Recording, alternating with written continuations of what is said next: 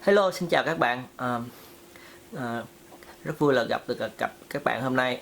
Hôm nay mình sẽ được phép nói về một cái chủ đề mà rất là nhiều các bạn quan tâm, nhất là những các bạn mà mới qua Mỹ. Đó là nếu mà tiếng Anh yếu hoặc là sức khỏe yếu thì có thể gia nhập quân đội Mỹ được hay không? Nhưng mà trước hết là xin được rất là cảm ơn các bạn, rất là cảm ơn các bạn đã mà tin yêu mà gửi câu hỏi cho mình ở trong những cái video clip, trong những cái video trong các clip của mình. Lúc đầu thì mình cố gắng mình trả lời cái câu hỏi của các bạn, nhưng mà về sau càng lúc thì càng nhiều câu hỏi, cho nên nhiều khi mình chưa có trả lời kịp, thì mong các bạn thông cảm cho mình. Mình đã từng ở trong hoàn cảnh của các bạn, cho nên mình hiểu. Nếu mà hồi xưa mà có người mà hướng dẫn cho mình á, thì có lẽ là mình sẽ tốt hơn rất là nhiều. Có nhiều cái mình ước là có một người đi trước mà gọi là nắm tay dìu dắt mình đi. Hôm nay quay trở lại chủ đề của hôm nay, đó là nếu mà tiếng Anh yếu thì có đi lính Mỹ được hay không? Tất nhiên là ở bên Mỹ cái ngôn ngữ chính là tiếng Anh, thì bạn phải biết một ít tối thiểu tiếng Anh để mà bạn có thể giao tiếp, để mà bạn có thể nghe hiểu chuyện. Như các bạn coi những cái video khác của mình á, thì các bạn sẽ thấy là tiếng Anh của mình cũng là chỉ là ở mức trung bình thôi, vừa đủ để nhận yêu cầu từ cấp trên và ra lệnh cho cấp dưới làm việc, chứ cũng không có phải là khá lắm. Mà cũng may sẽ có những cái hoàn cảnh á, mà cái ngôn ngữ thứ hai á, lại là một cái thuận lợi của các bạn.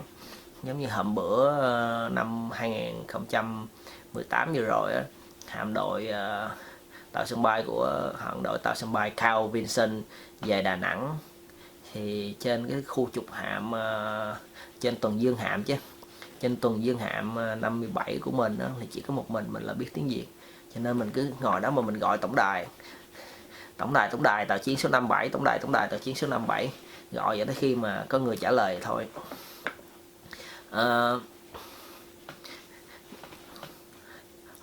Xin được kể cho các bạn câu chuyện như thế này. Cái ngày mà 14 tháng 5 năm 2005 á, là cái ngày mà mình đầu tiên đặt chân đến Mỹ. Lúc đó gia đình mình chỉ cho mình có $100 để dằn túi thôi. Nhưng mà khi mà xuống tới phi trường Los Angeles á, thì mình không có biết mở miệng nói như thế nào để mà xin đổi cái tiền ra tiền xu để mà có thể gọi điện cho mẹ mình.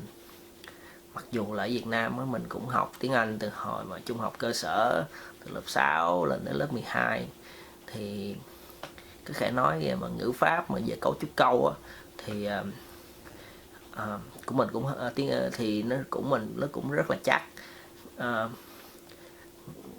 Như 4 năm sau khi mà mình đi Mỹ, mình cũng không học tiếng Anh nhiều, mà khi mà mình thi á, thì mình vẫn vô thẳng nghề English luôn.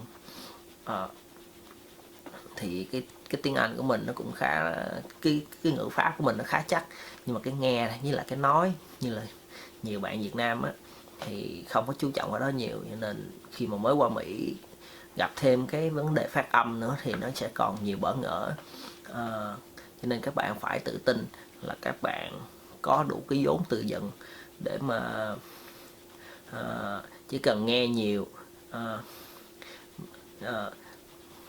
chỉ cần nghe nhiều thì các bạn sẽ quen thôi. Nói chuyện nhiều, giao tiếp nhiều thì cho nó giản dị hơn một chút. Alright, bước đầu tiên là khi các bạn phải có cái số từ vựng. Tại vì để mình đi được lính Mỹ, các bạn phải làm một cái test, nó gọi là APAP test. Bất kỳ quân chủng nào cũng vậy. Thì những cái quân chủng về kỹ thuật nhiều á, thì cái điểm nó sẽ cần cao hơn. Như Navy á, thì điểm trung bình tổng hết lại á, sẽ cao hơn là bên Army hay là bên Marine, là lính thủy đánh bộ hoặc là bộ binh. Air Force về không quân á, thì chắc chắn cái đó là kỹ thuật, rồi điểm trung bình nó sẽ cao hơn những quân chủng còn lại. Nhưng mà không có nghĩa là bên bộ binh hoặc là bên lính thủy đánh bộ điểm thấp. Nếu mà các bạn yêu thích cái quân chủng đó mà các bạn có cái điểm cao á, thì cái xác suất mà các bạn được vô những cái mà nhiệm vụ, những cái công việc mà đặc biệt, chẳng hạn như tên lửa hay là pháo hạm đồ này nọ, rất là cao. Cho những cái mà đòi hỏi mà thí dụ như chỉ nghe lệnh để mà đi xung phong ra đánh trận, hoặc là như ở trên hải quân đó là các bạn chỉ đi làm những công vụ phục vụ hoặc là sơn chùi tàu, thì những công việc đó không có đòi hỏi tiếng Anh nhiều. Cho nên các bạn, nếu mà các bạn không đi lấy áp thép mà các bạn không biết gì mà các bạn đánh đại, thì hên xui các bạn cũng sẽ đủ điểm để các bạn vô được lính Mỹ. Thì mình hên xui thì lấy lại 1-2 lần cũng được.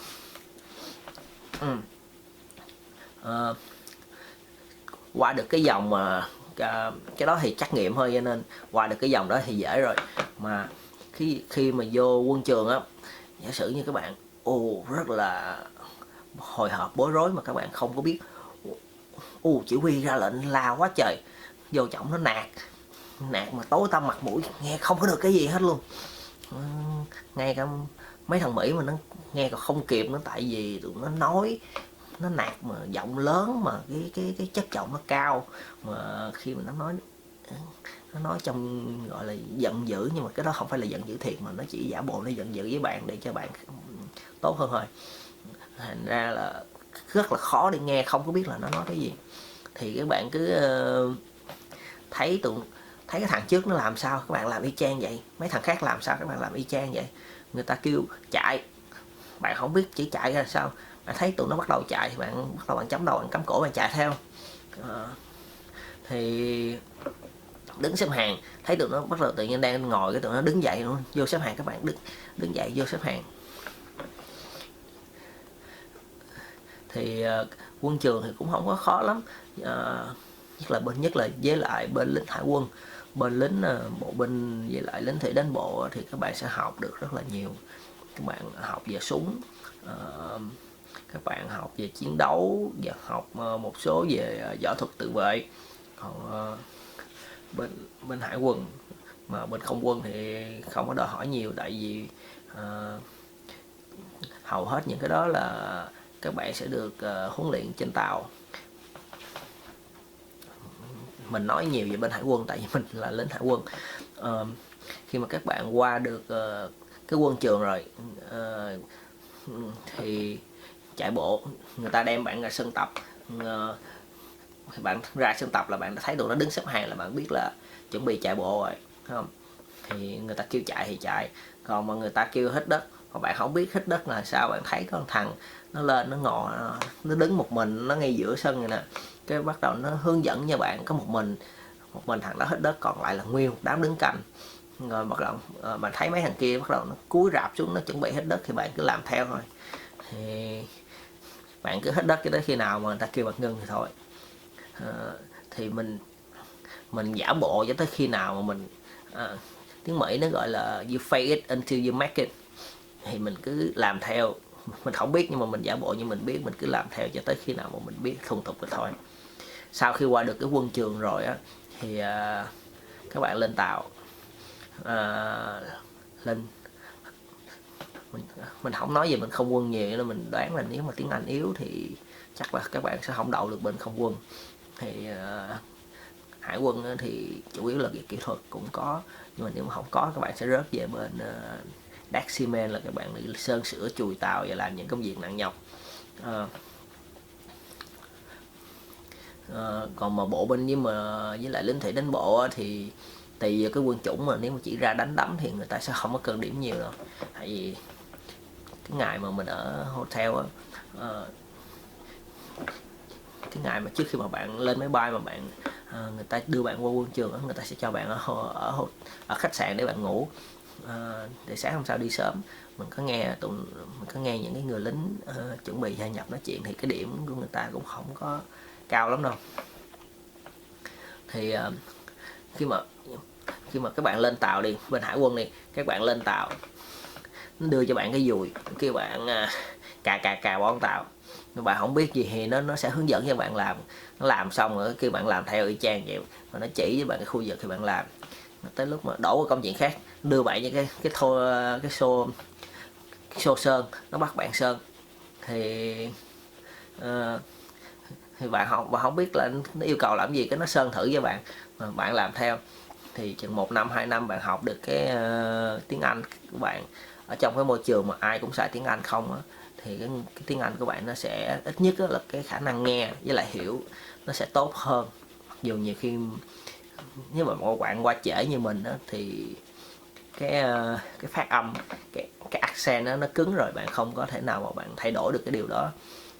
Khi mà các bạn bọc cái trái khế ngay đây á, năm lúc mà dậy thì năm 15, 16, 17 tuổi á, là khi mà mọc trái khế là cái phát âm của bạn nó chết luôn rồi, không có thay đổi được nhiều.